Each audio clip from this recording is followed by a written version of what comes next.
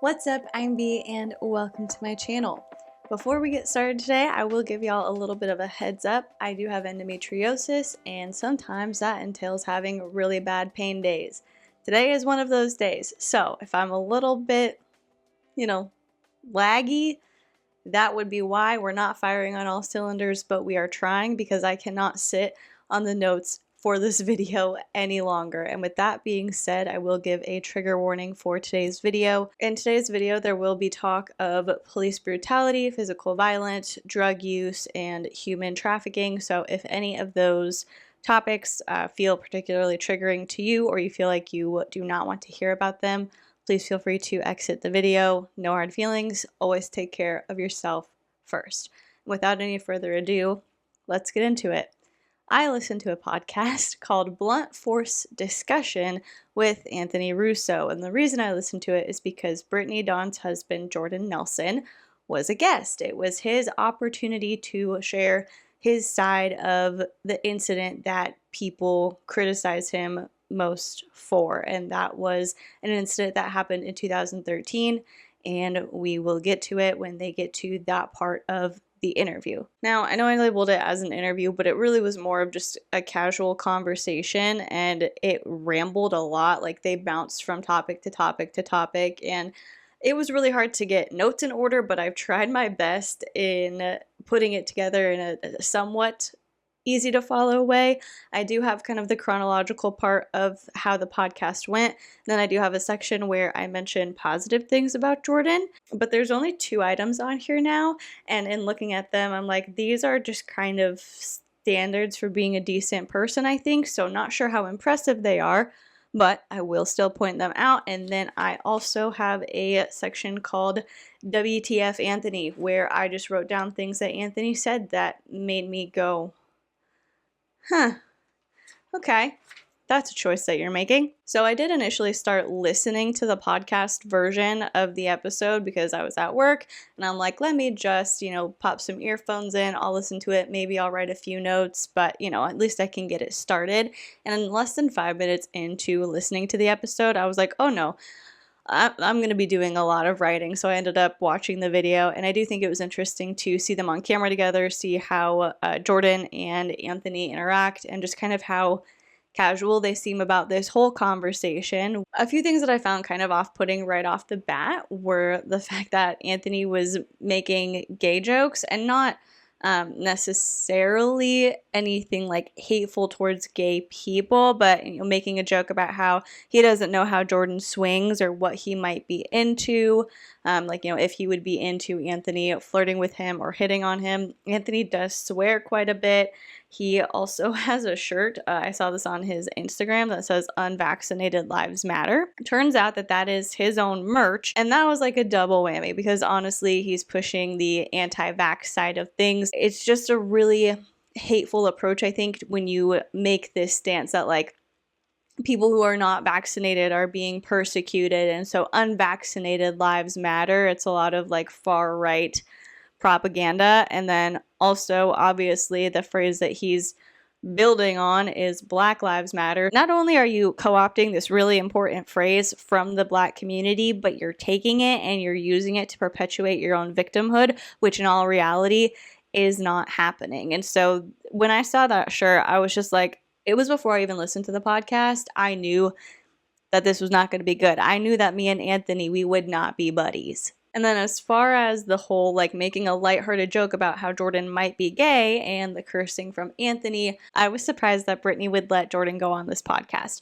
Not because I think that Brittany would actually have a problem with any of that stuff in reality, but because it goes against who she shows us her public persona is. It goes against what she wants the public to think about her.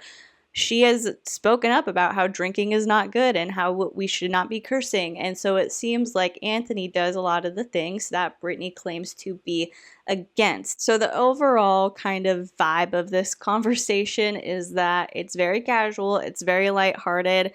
If I were somebody who was being publicly accused and had been sued for police brutality and I was sharing my side of the story, I think I would be a lot more tense and I would be a lot more serious. That's not the approach they took.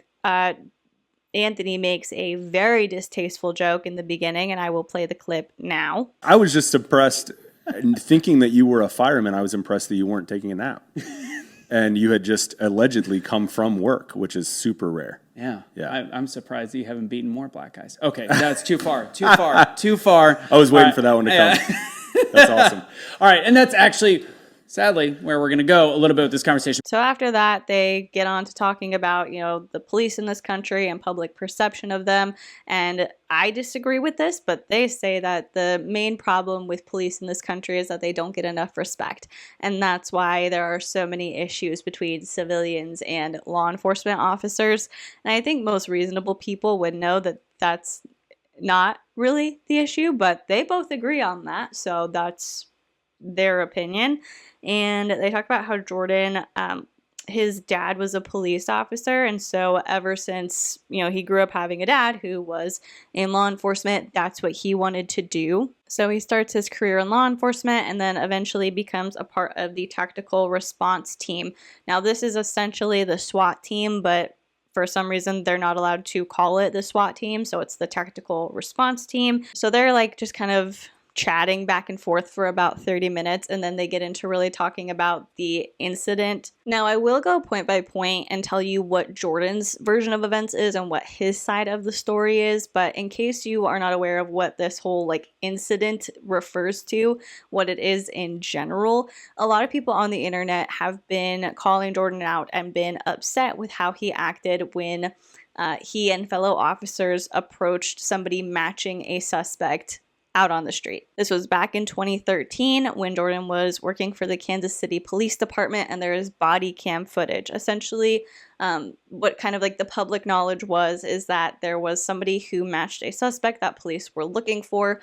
Jordan and several other officers approached this man. You cannot hear the audio from the body cam footage, but you see Jordan approaching, and Jordan comes and sweeps the person who matched the suspect description, sweeps his legs out from under him, and this man face plants. His head makes contact with the concrete.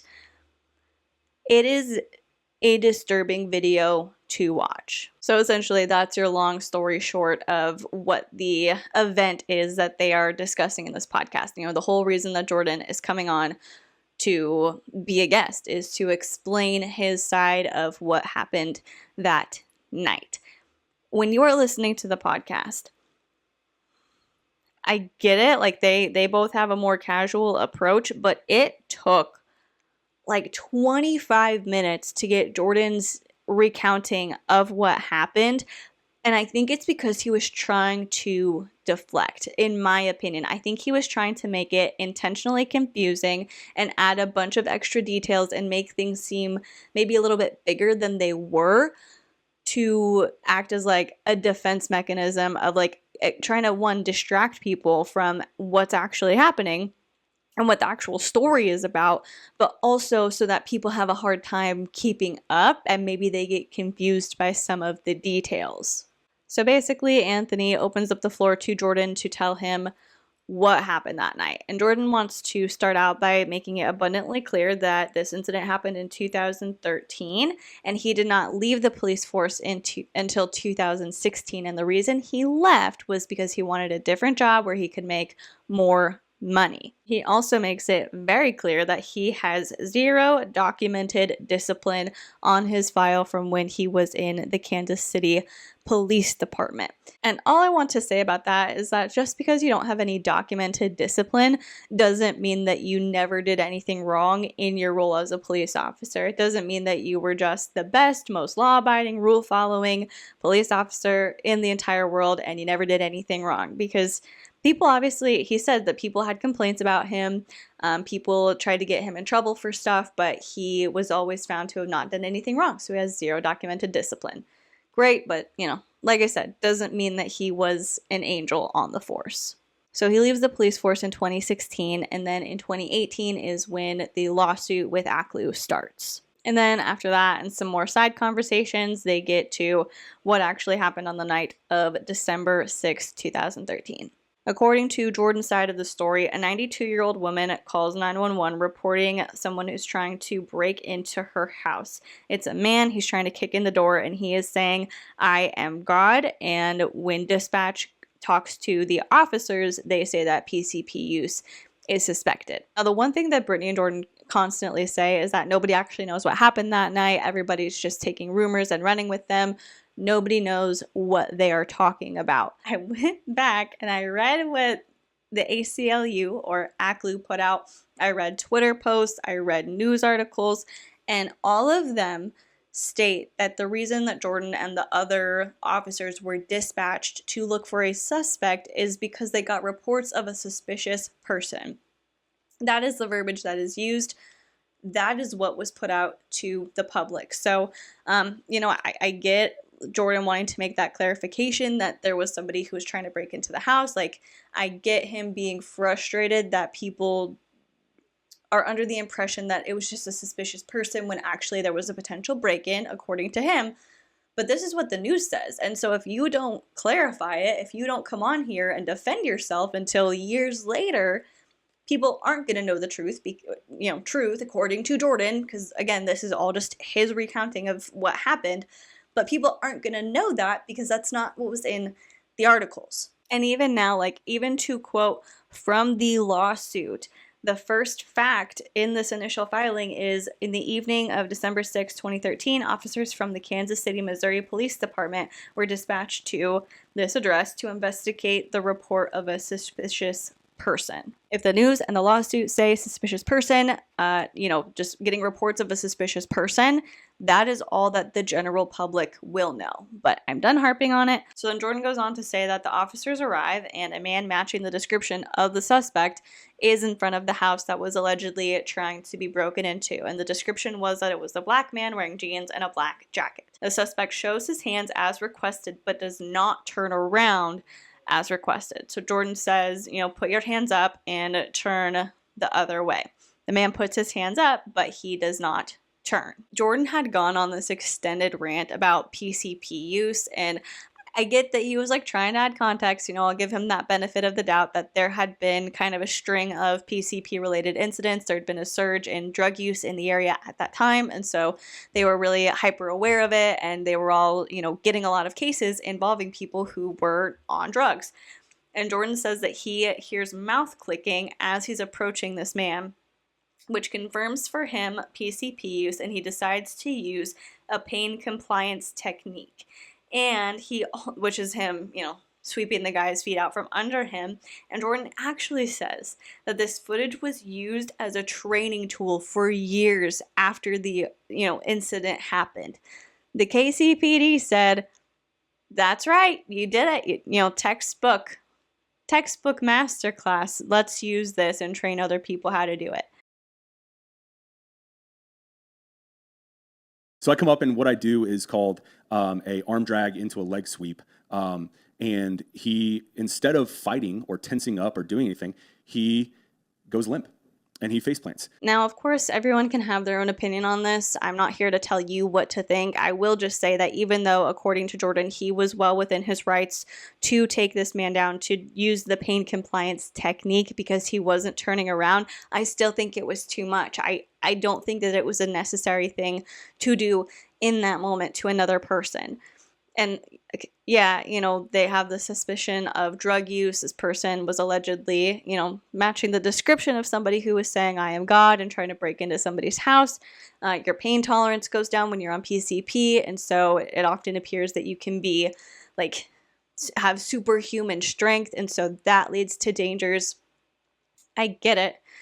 But maybe I'm just too sensitive. Maybe I'm just too much of a baby. Regardless of knowing this backstory that Jordan's providing, it still hurts my heart to see that video. I still think that did not need to happen. So anyway, this pain compliance technique resulted in a takedown and injury requiring an ambulance. Those are the core details of what Jordan says happened that night. And then he does go on to explain that the person he injured in that confrontation was named Joshua Bills, and he claims that Bills attempted to sue them several times until it was picked up by the ACLU, and then when the ACLU heard about it, they wanted to sue for several $1,000,000, but Jordan's representation, who was the state of Missouri Attorney General, brought it down to a fine of $20,000 with no admission of guilt. And Jordan seems to portray that he is genuinely upset by this, that he wanted it to go to court, that he wanted to be proven innocent, and he wanted his name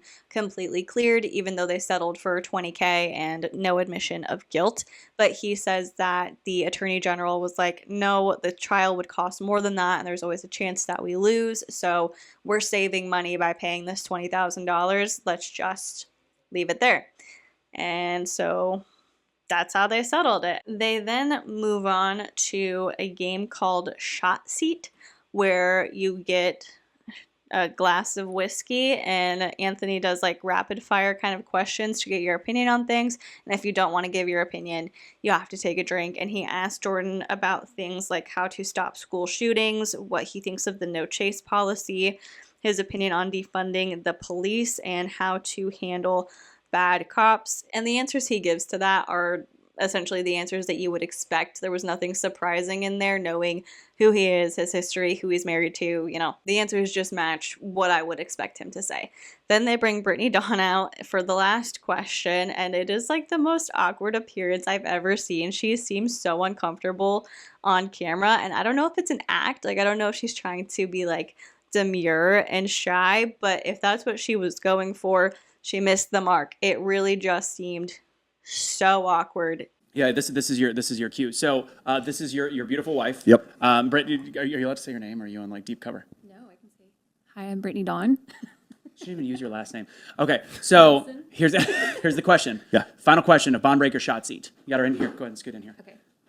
Did you outpunt your coverage? 1,000%. 1,000%. Yeah. And that is Bond Breaker Shot Seat.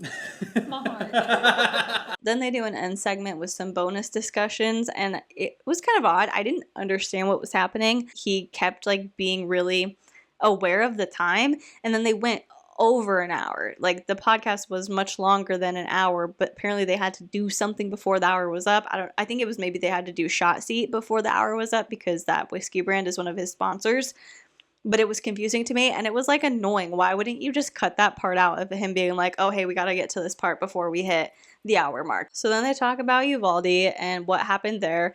And it's very interesting because at the beginning they talked about it too. And that was, I guess, one of the positives that I had for Jordan was that Jordan did criticize the Uvalde LEOs, but he said he hoped there was more mitigating circumstances, and that's why they behaved in the way that they behaved on camera. And he said, I don't like to watch camera footage of anything because you never get the full story when you watch it in video. I just read the timeline in transcript form.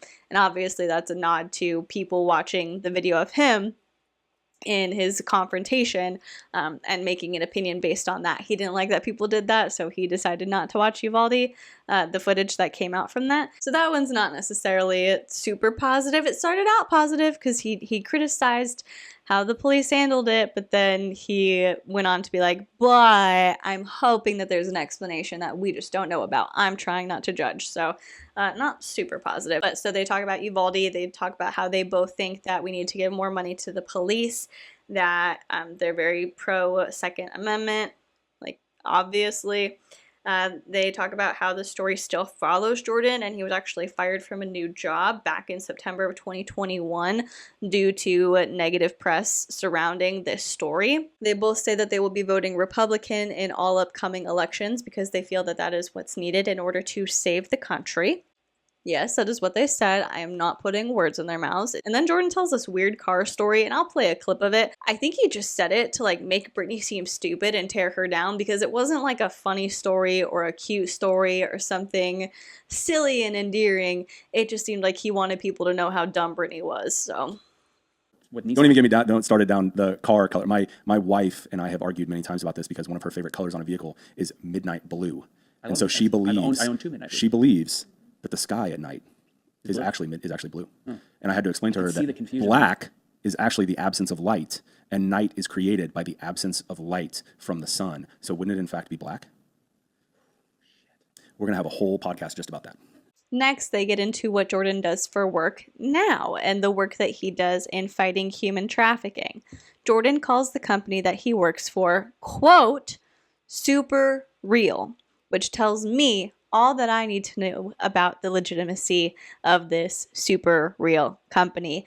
And, Jordan says, I can't give too many details, everything has to stay on the hush hush, but, it's a real problem. And yes, of course, human trafficking is a real problem. I just feel like this came out of left field of Jordan being qualified to do this and having the necessary training to do it. I get that he was on like the KCPD's equivalent of the SWAT team, so I'm sure he does have some training, but this just seems like a really big leap. Like, this is a really, really risky job, and it's something that requires a lot of time and dedication and knowledge and connections in order to be able to make a positive impact. I don't want to say that people are lying, but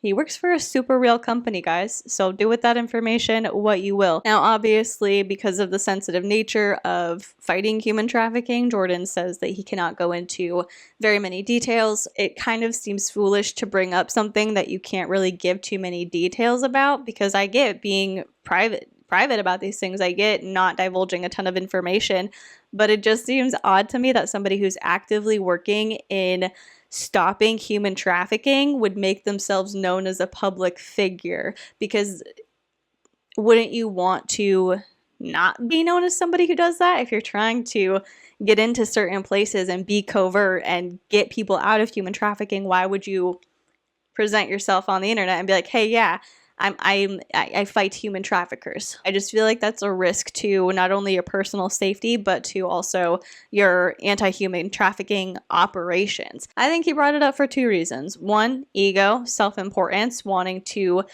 get adoration and compliments for what he claims he's doing. And then I think he also brought it up to provide legitimacy to the claims that happened a few months ago, because if you'll remember, Brittany and Jordan started a GoFundMe for an unhoused man that they saw at their church. They went out and found him and brought him to a hotel. They started this GoFundMe. They said they were going to get him in treatment. They ended up sending him to Alpha House, Ohio, which is a free treatment center. And nobody knows what happened to the money to this day. So people obviously got very invested in this man's story. They wanted to know where he was. They wanted to know how he was doing. Brittany Dawn really upped the exploitation points up quite a few notches in filming literally everything they did with him for the time that they were with him before he went to this free Christian treatment center. And then after that, we get nothing. There's no updates. We have no information, but one of the friends who was also involved in this whole thing is named Cruz. A few months ago, Cruz posted on his Instagram a voicemail that James had left for him, and in that voicemail, he says that he cannot get a hold of Jordan despite calling several times, which obviously sparked some conversations about why would James not be able to get a hold of Jordan? Why would Jordan not be calling James back? That's kind of odd, and that's where this whole human trafficking thing first got brought up, because they were saying that Jordan was in Afghanistan fighting human trafficking, and that's why he couldn't get back to James. All I'm going to say is it's healthy to be a little skeptical sometimes. After they get done talking about the human trafficking, they have a few more side conversations, and then Jordan thanks Anthony for letting him come on and share his side of the story. The end. So overall, there was nothing in this interview that really shocked me as far as Jordan goes. Everything that they talked about, all of the opinions that he gave on those topics were pretty much what I would expect, just knowing Jordan, his history, the kind of church that he and Brittany go to, the fact that he's married to Brittany Dawn. Nothing super shocking, and it didn't change my opinion on what happened. And from what I've seen, it didn't really change many other people's opinions either. I think it's one of those things where if you already distrust somebody, you're really skeptical of the things that they say. So you know, a lot of people are probably having a tough time believing Jordan and all the details that he provided. And even if you do believe all of the additional details that Jordan gave, if you are taking those as truth, I still don't think it makes the situation that much better. It doesn't, like, if I were to believe these things were true that he said, I wouldn't be like, oh, okay, that makes sense. I don't have a problem with this anymore. This was totally fine. That's just me. Like, it still doesn't make it a good situation or something fun to talk about in a casual environment. And I think that's why it's so irritating to me, is because it was so casual. Jordan wasn't coming on here in sincerity and wanting to, you know, defend himself and clear his name and assure people that he is somebody of good character. It's like, it was kind of something where it was almost annoying that he had to defend himself. That was the energy that he gave off. And it felt like he only did it because he had to, because he's married to Brittany Dawn and because they have this trial coming up, you know, against Brittany in March of next year. And they're getting a lot of press about this, and a lot of people are talking about it. It's one of those things where he was just like, all right, fine, you want me to talk about it? I'll talk about it, and I'll tell you how wrong you all are because of this, this, this, and this. Next, we are going through the WTF Anthony section, and we're just going to kind of rapid fire go through this because this is the last part of the video. In the video, Anthony is wearing a shirt that says, "Make America Think Again." He diminishes the value of teachers and kind of indicates that they're not worth paying more money. It was kind of a roundabout thing, but the inference that he made was, it's okay for teachers to get low salaries, but if a cop is making somewhere similar to what a teacher makes, that's not okay, and the police officer needs to be paid more. If you believe that police should be paid more because they are putting their lives in danger, because there's a risk of the job, you can have that belief, you can support that opinion, but I don't understand why you need to tear teachers down in that process, because we all know that teachers are notoriously underpaid and they should get paid more. So it's kind of crappy for you to just be like, well, yeah, like, it's not okay because cops are more valuable, so they need to get their pay increased. They shouldn't be making as much as a teacher. Something else odd was that he was continually interrupting the interview for ad reads.